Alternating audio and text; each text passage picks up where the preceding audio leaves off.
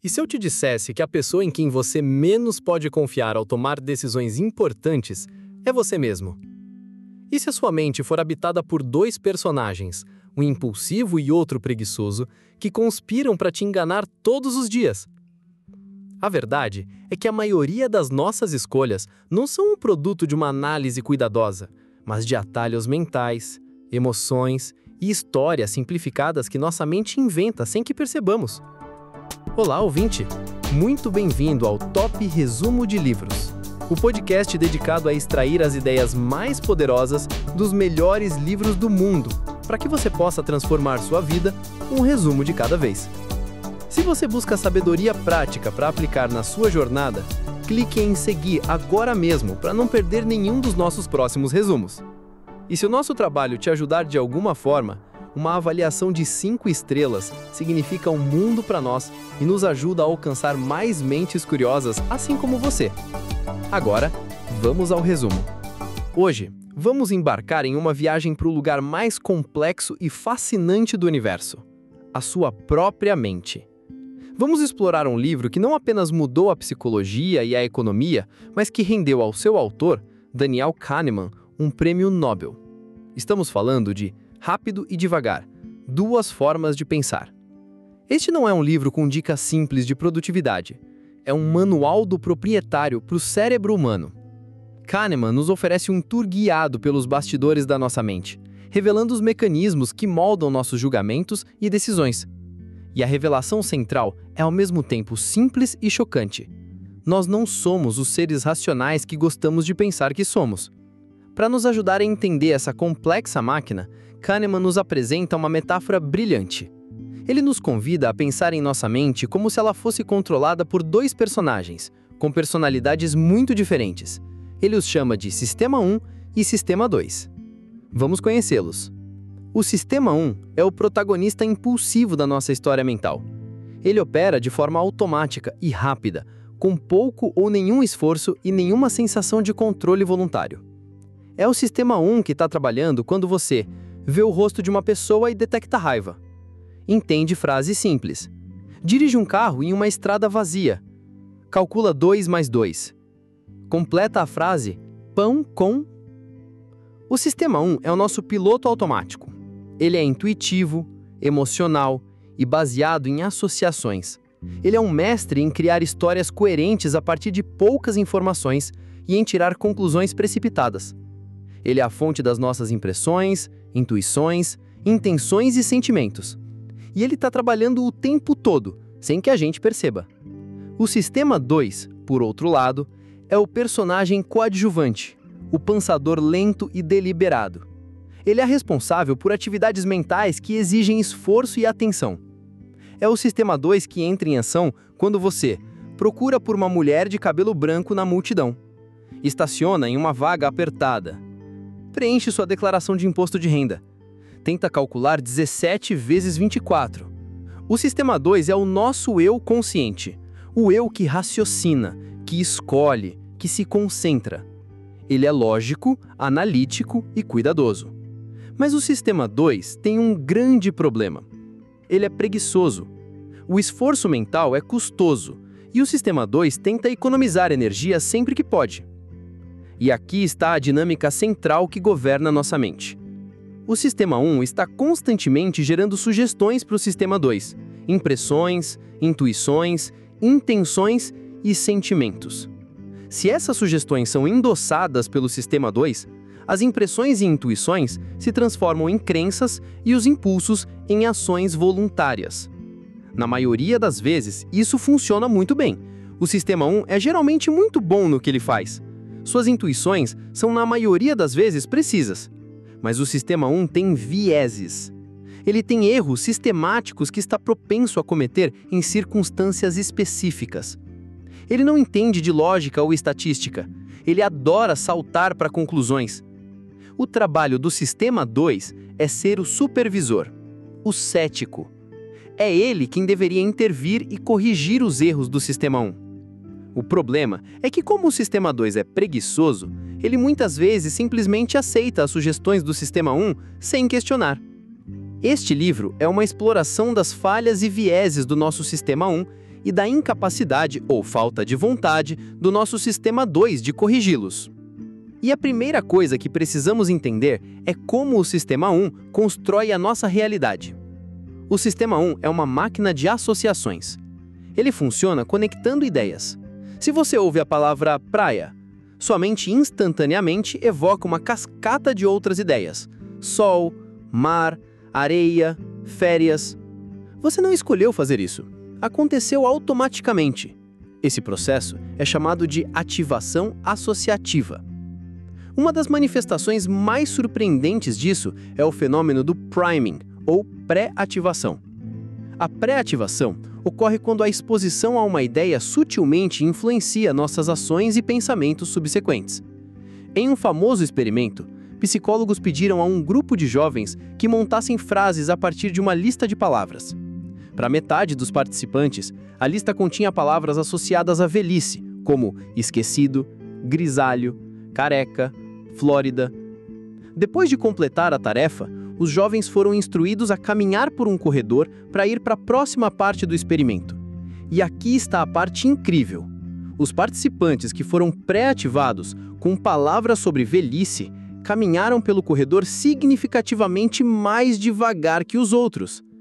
Eles não tinham consciência disso. Suas ações foram influenciadas sem que eles soubessem. Isso é o priming. E acontece com a gente o tempo todo. Ser exposto a imagens de dinheiro pode nos tornar mais individualistas. Ser lembrado de nossa mortalidade pode nos tornar mais receptivos a ideias autoritárias. O mundo à nossa volta está constantemente preparando a nossa mente, moldando nossas decisões de maneiras que não percebemos. Outro conceito-chave sobre o funcionamento do sistema 1 é a facilidade cognitiva. Nosso cérebro adora quando as coisas são fáceis. Quando estamos em um estado de facilidade cognitiva, tendemos a estar de bom humor, a gostar do que vemos, acreditar no que ouvimos e a confiar nas nossas intuições. O que causa facilidade cognitiva? Experiência repetida. Coisas que já vimos antes são mais fáceis de processar. É por isso que a repetição é uma ferramenta de persuasão tão poderosa. Uma mentira, se repetida o suficiente, começa a soar como verdade. Apresentação clara. Um texto impresso em uma fonte clara e legível é mais propenso a ser acreditado do que um texto em uma fonte borrada. Ideias pré-ativadas. Se você já foi exposto a uma ideia, será mais fácil processá-la novamente. Quando estamos em um estado de tensão cognitiva, o oposto acontece. A tensão é causada pela novidade, pela complexidade, por uma apresentação ruim. A tensão ativa o sistema 2. Ela nos torna mais vigilantes, mais desconfiados e menos propensos a confiar na nossa intuição. A lição aqui é que o sentimento de verdade ou falsidade pode ser gerado por fatores que não têm nada a ver com a validade real da informação. O sistema 1 não está interessado na verdade, ele está interessado em uma história coerente e fácil de processar. E isso nos leva ao conceito mais importante do livro para entender os erros do sistema 1. O conceito é tão importante que Kahneman lhe deu um acrônimo, WYSIAT, que significa What you see is all there is, ou, em português, o que você vê é tudo o que existe. O sistema 1 é uma máquina de tirar conclusões precipitadas, e ele faz isso com base em uma regra simples. Ele trabalha apenas com a informação que está disponível no momento, por mais incompleta que seja. Ele não se pergunta quais são as informações que estão faltando. Ele pega as peças que tem e constrói a história mais coerente possível com elas. Essa tendência a focar na evidência que temos e a ignorar a evidência que não temos é a causa de muitos dos nossos vieses. Imagine que eu lhe diga: Ana é inteligente, trabalhadora e impulsiva. Agora imagine que eu lhe diga: Beto é impulsivo, trabalhador e inteligente. A maioria das pessoas terá uma impressão muito mais positiva de Ana do que de Beto, mesmo que as palavras usadas sejam exatamente as mesmas. Isso é o efeito halo. A primeira característica positiva de Ana, inteligente, lança um halo sobre as outras, fazendo com que a impulsividade pareça uma qualidade quase charmosa. A primeira característica negativa de Beto, impulsivo, lança uma sombra sobre as outras. O Sistema 1 construiu uma história coerente a partir da primeira informação que recebeu, e o resto foi interpretado à luro dessa primeira impressão. Ele não esperou por todas as informações. O que ele viu foi tudo o que existia. O WISAT explica por que somos tão propensos à superconfiança. Nós construímos a melhor história possível com as informações que temos, e a coerência dessa história nos dá confiança. Não levamos em conta a qualidade e a quantidade da evidência. Se a história faz sentido, nós a compramos. É por isso que uma testemunha ocular confiante pode ser tão persuasiva para um júri, mesmo que a ciência mostre que a memória de testemunhas oculares é notoriamente falha. A confiança da testemunha vem da coerência de sua história, não de sua precisão. O WISAT também explica o viés da confirmação, a tendência de buscar e interpretar informações de maneira que confirmem nossas crenças existentes. Se acreditamos que todos os políticos são corruptos, vamos prestar atenção e lembrar de todas as notícias sobre corrupção, e vamos ignorar ou esquecer as notícias sobre políticos honestos. O Sistema 1 não busca a verdade objetiva, ele busca a coerência interna, e ele fará de tudo para proteger as histórias que já construiu. Com essa maquinaria em mente, a pré-ativação, a facilidade cognitiva e o WISAT, podemos agora explorar os atalhos mentais ou heurísticas que o Sistema 1 usa para tomar decisões e os erros sistemáticos ou vieses que resultam desses atalhos. Heurísticas são atalhos mentais, são regras práticas que nosso cérebro usa para resolver problemas complexos de forma rápida e eficiente. Em vez de fazer um cálculo estatístico complexo, nós substituímos a pergunta difícil por uma pergunta mais fácil. Na maioria das vezes, isso funciona, mas às vezes leva a erros graves. Vamos ver algumas das heurísticas mais famosas. A primeira é a heurística da disponibilidade. Considere esta pergunta: quais são mais comuns em inglês, palavras que começam com a letra K ou palavras que têm K como a terceira letra? A maioria das pessoas responde que palavras que começam com K são mais comuns. A resposta correta é que palavras com K como a terceira letra são pelo menos 2 vezes mais comuns. Por que erramos? Porque é muito mais fácil pensar em palavras que começam com K, como quilo, king, key, do que pensar em palavras com K como a terceira letra, como ask, acknowledge, bike. A facilidade com que os exemplos vêm à mente, a sua disponibilidade, distorce nosso julgamento de frequência. Essa heurística explica por que temos tanto medo de eventos raros, mas dramáticos. Ataques de tubarão, acidentes de avião, atos de terrorismo, todos recebem uma cobertura midiática massiva. As imagens são vívidas e fáceis de lembrar. Como resultado, superestimamos enormemente sua probabilidade. Enquanto isso, subestimamos os riscos de coisas muito mais comuns, mas menos dramáticas, como acidentes de carro ou diabetes. A disponibilidade é uma ferramenta de persuasão poderosa. Líderes e anunciantes usam histórias vívidas e exemplos emocionantes para nos convencer, porque sabem que a facilidade com que uma ideia vem à mente é mais poderosa do que qualquer estatística. A segunda grande heurística é a heurística da representatividade.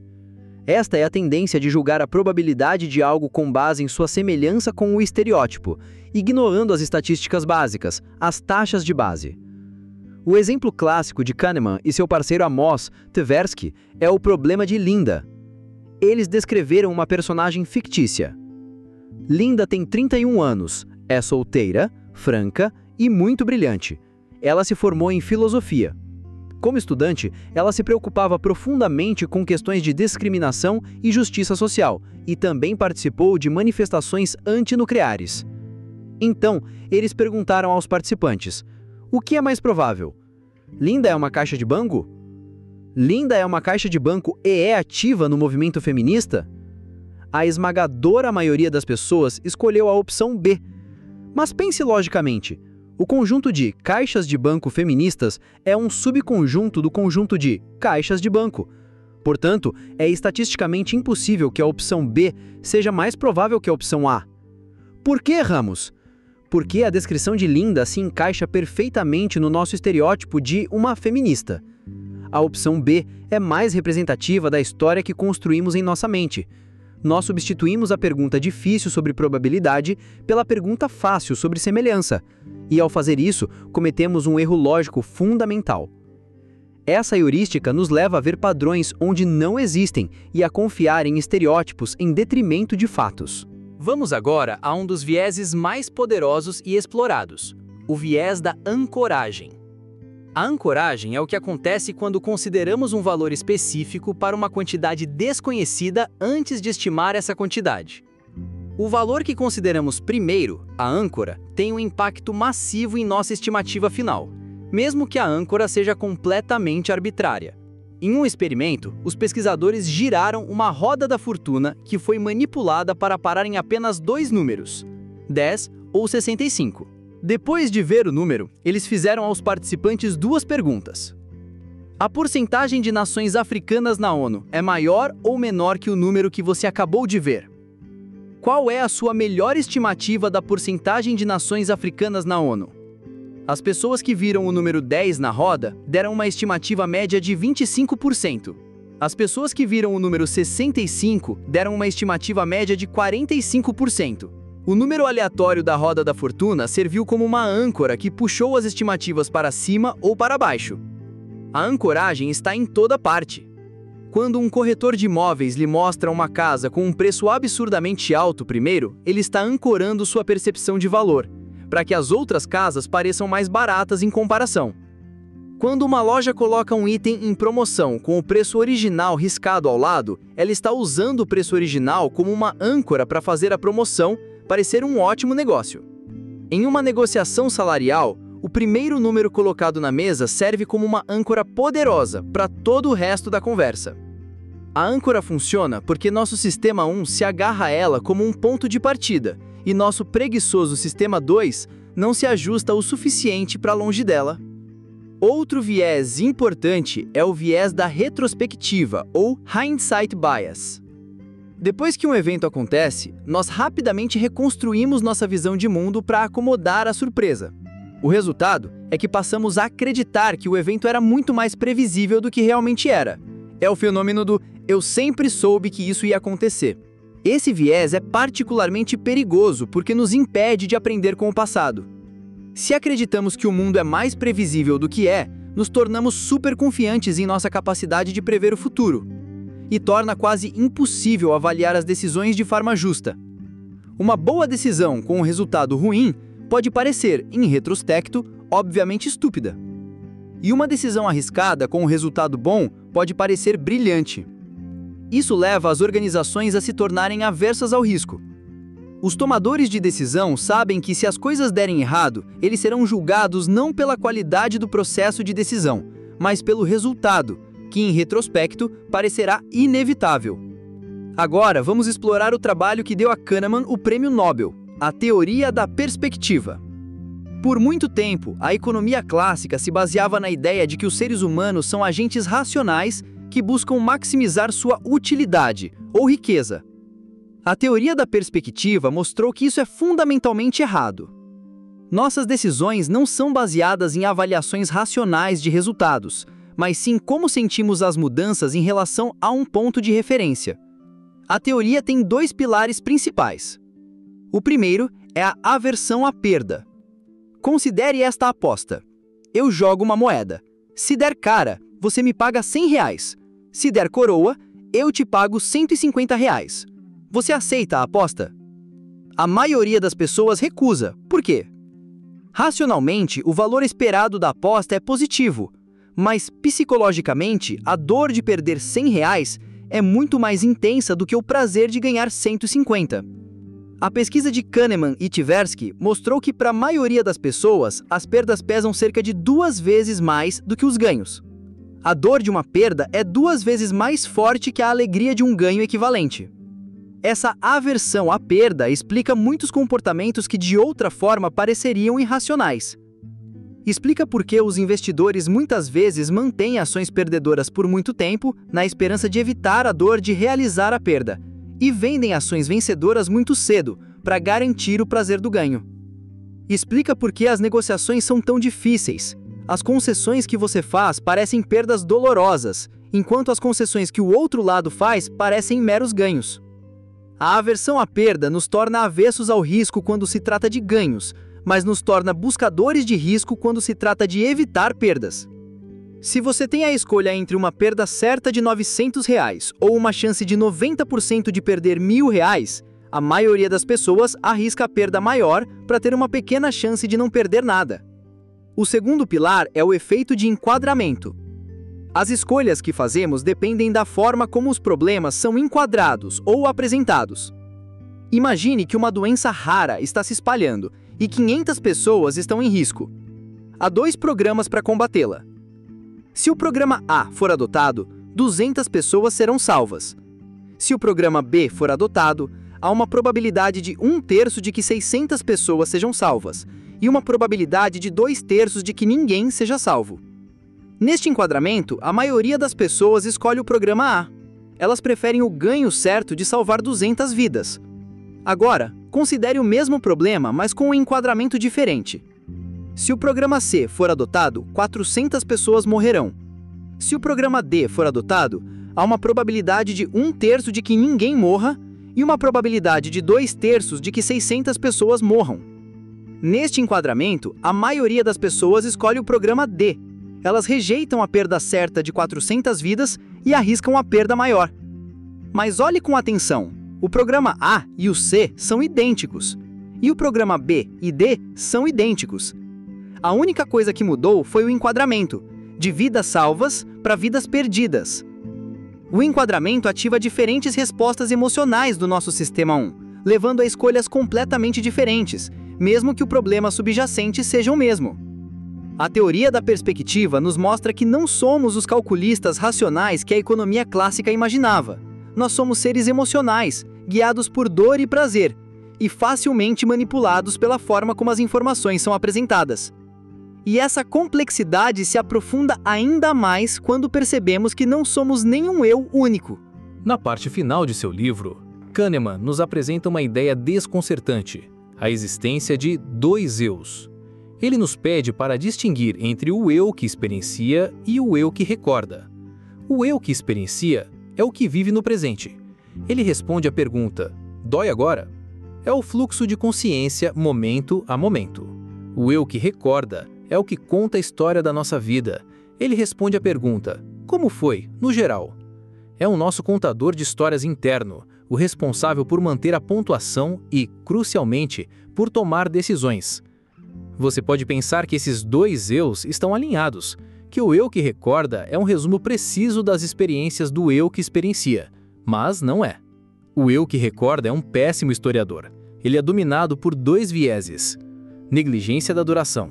A duração de uma experiência tem muito pouco impacto na nossa avaliação geral dela. E a regra do pico-fim. A avaliação geral de uma experiência é determinada pela média do momento mais intenso, o pico, e do final da experiência. Para demonstrar isso, Kahneman descreve um experimento doloroso, mas brilhante, envolvendo colonoscopias. Os pacientes foram divididos em 2 grupos. Ambos passaram pelo procedimento padrão de colonoscopia, que é desconfortável. Durante todo o procedimento, eles relatavam seu nível de dor a cada minuto. Para o primeiro grupo, o procedimento terminou no momento de maior dor. Para o segundo grupo, o procedimento foi secretamente estendido por alguns minutos. Durante esses minutos extras, o colonoscópio permaneceu parado, o que ainda era desconfortável, mas significativamente menos doloroso do que os momentos finais do procedimento padrão. Qual grupo sofreu mais? Objetivamente, o segundo. O experimento deles foi mais longo e continha a mesma quantidade de dor do primeiro grupo, mais alguns minutos de dor adicional.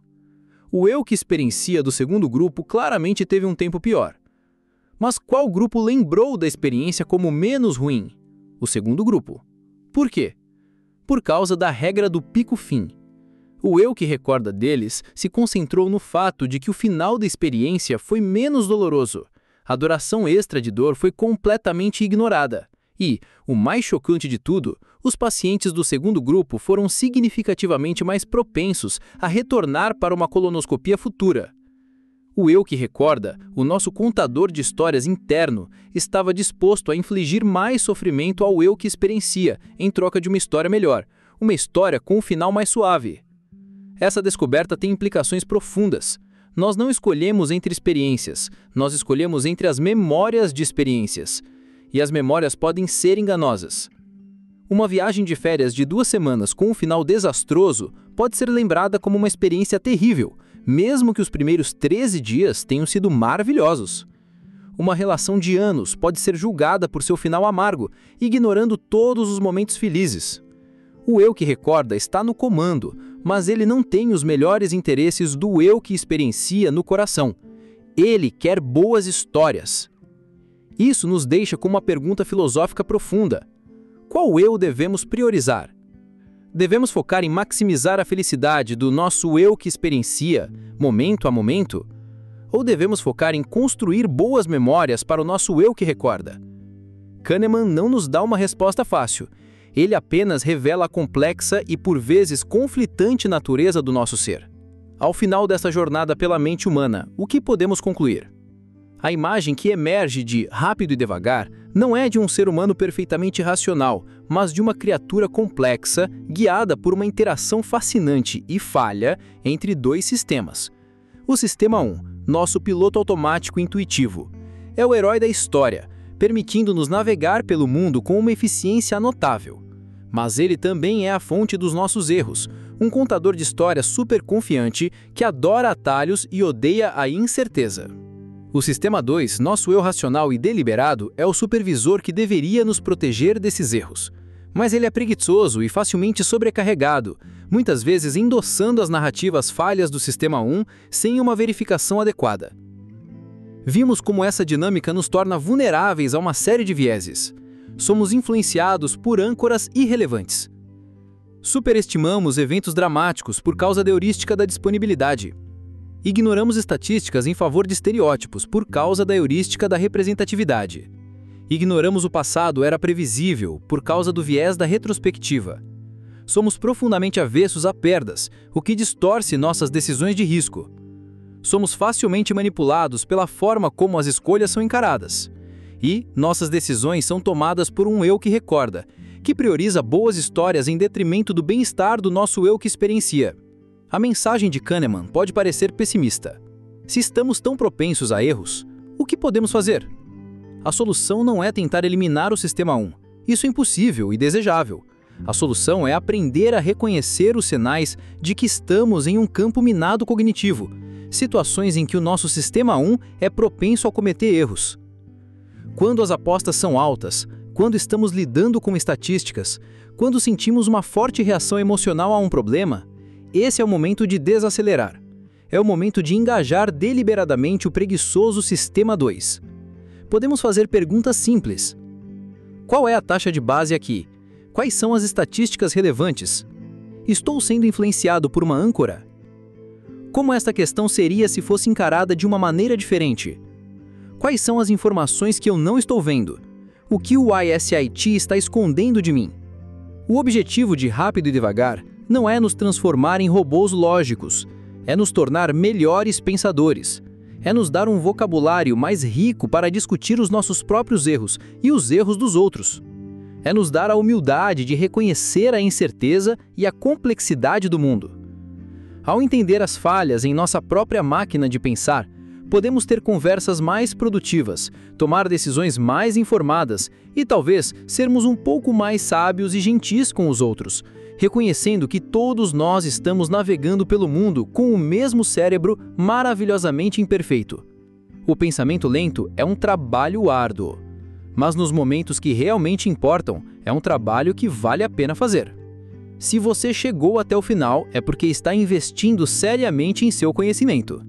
E um ótimo investimento merece a melhor ferramenta. Por isso, preparamos um infográfico visual exclusivo para ouvintes dedicados como você. Veja como as grandes ideias do autor ganham vida com esta ferramenta única. Em reconhecimento ao seu comprometimento, você tem acesso a esta oferta especial. Clique no link na descrição para obtê-la agora. Seu desafio para esta semana é praticar o pensamento lento de uma forma bem específica. Na próxima vez que você tiver uma reação emocional forte e imediata a uma notícia, um e-mail, um comentário nas redes sociais ou uma decisão a ser tomada, pare, respire e pergunte a si mesmo: qual é a história que meu sistema 1 está me contando agora? E quais são as informações que eu não estou vendo? O que meu preguiçoso sistema 2 precisa verificar antes de aceitar essa primeira história? O objetivo é criar um pequeno espaço de dúvida entre o estímulo e a resposta. E quando você sentir o poder e a clareza que vem dessa pausa deliberada, compartilhe esse resumo com alguém que se beneficiaria de entender a fascinante e falha máquina que é a nossa mente.